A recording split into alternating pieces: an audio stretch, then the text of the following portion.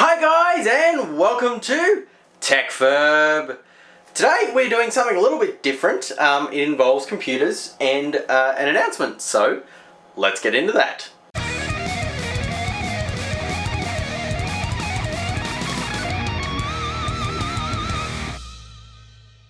Okay, so why do I have this pile of equipment here? Well, that is where the announcement comes in. So I can now officially announce it because it's been officially announced by the organisation. I will be doing footage for the Queensland Rally Championship this year.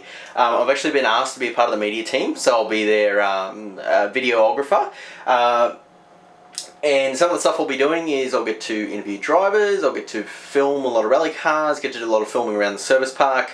Some of the stuff we might try and do as well will be live streaming. We're certainly going to have a fair crack at that, see if we can get it working.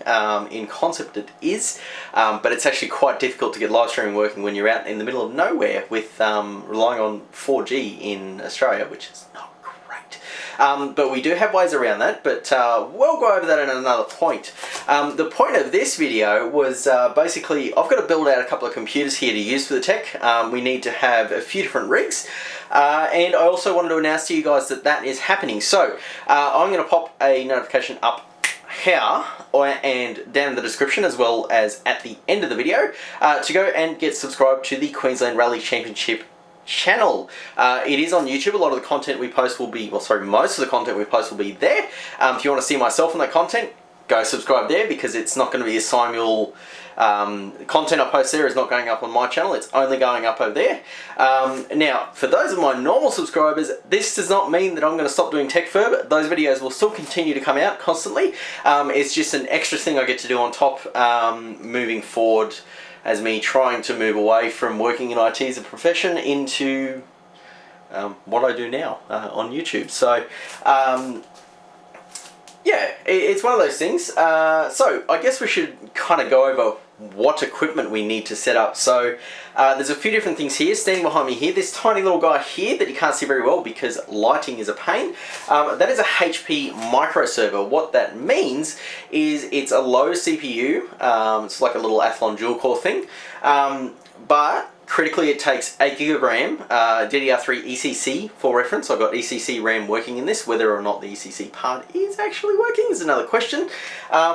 But it also does RAID. It doesn't have a RAID card per se. It's what people like to refer to as software RAID, which is a fair argument.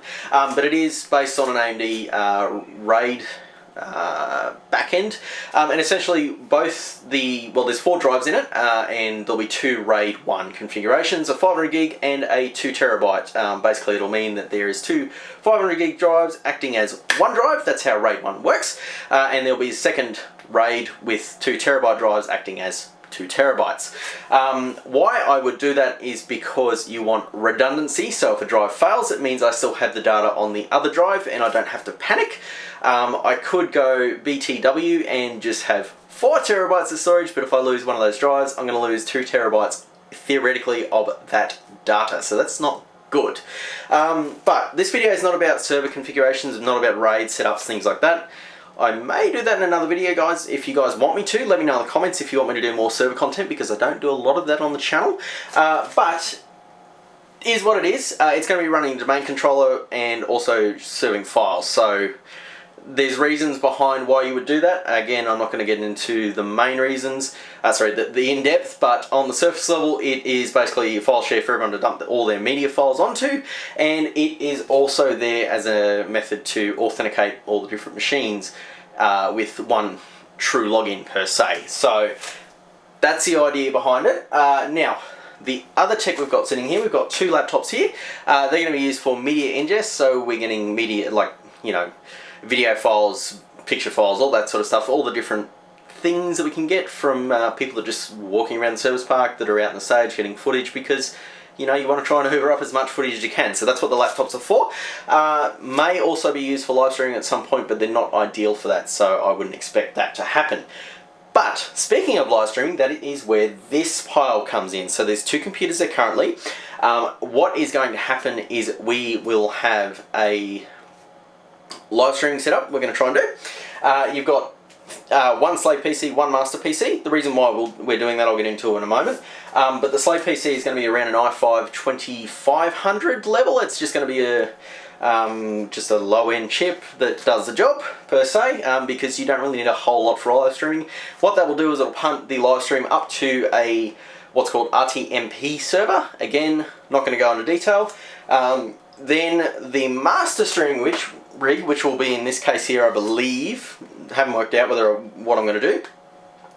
That rig will then suck back down the stream, and then you can add in different media types, do different things with it, and kind of put it all together and straight up to YouTube. So the reason why we're doing it in such a complex way is because we want to be able to scale out the live stream. So the beauty of the way that the live streaming setup we use is you can actually stream off a mobile phone. Again, not going to go into detail how that happens, but that is one of the feature sets we have of what we're doing.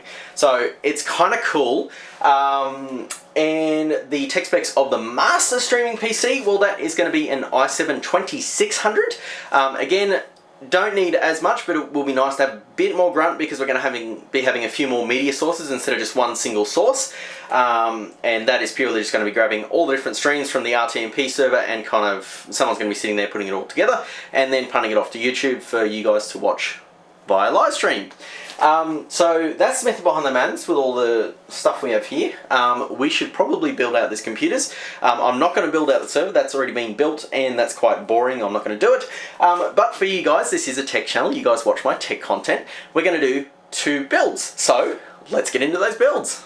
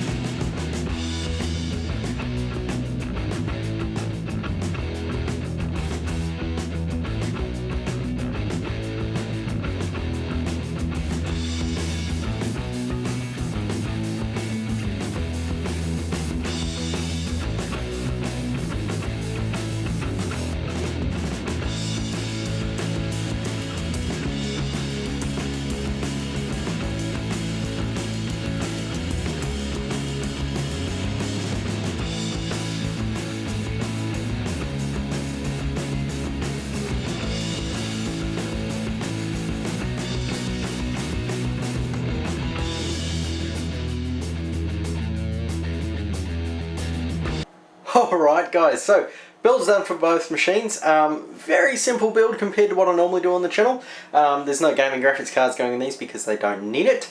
And also these are going to be out in a pretty harsh environment, sitting out in the open. You want them to be built to be reliable, that's why they're kind of just getting half decent power supplies and sort of that are over-spec'd. Also why they're in box standard cases. So let's see if this one powers up. Now, I haven't actually run through any of the other parts apart from the CPU. So this is the machine that is running the i5 2500. The main board is actually a Dell. I can't remember what Dell it's from, but it was from something that's 2nd gen Intel compatible for the i-series processors. And it has a couple of idiosyncrasies. One of those idiosyncrasies is the power button is not standard. I think I wired it up correctly, but I cannot remember. So we're about to find out if I did that properly. And if I didn't, I'm just going to have to rewire it, which will be a lot of fun. Don't be fooled by that. It powers up automatically when I flick the switch, and it will power off in a second, probably. No, it just wants to power on. Alright, well, we're not boots. I don't know if the power button works though. We should try that. Hey!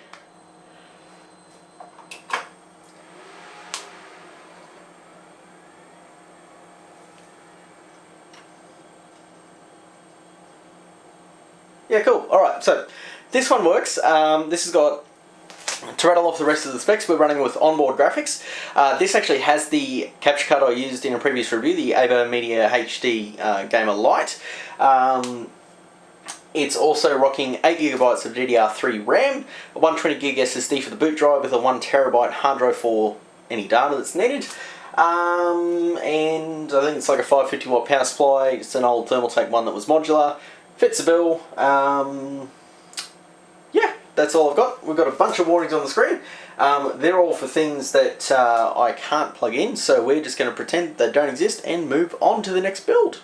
Alright, build number 2. Now, this is the one with the i7-2600 in it. This is the main editing rig. It's rocking 16GB of DDR3 RAM. I believe it's rocking a H77 motherboard. I don't think it's Z series, I think it's just a H series. What else have we got? We have a HD 6450 for the graphics card, just 1 gig dedicated there. Purely so I can run two monitors without putting any stress on the QuickSync chip, the HD graphics on board. Media card reader, which is going to be important for getting stuff off cameras in a hurry. Bunch of USB ports in the front, although they are USB 2. Does have USB 3 in the back.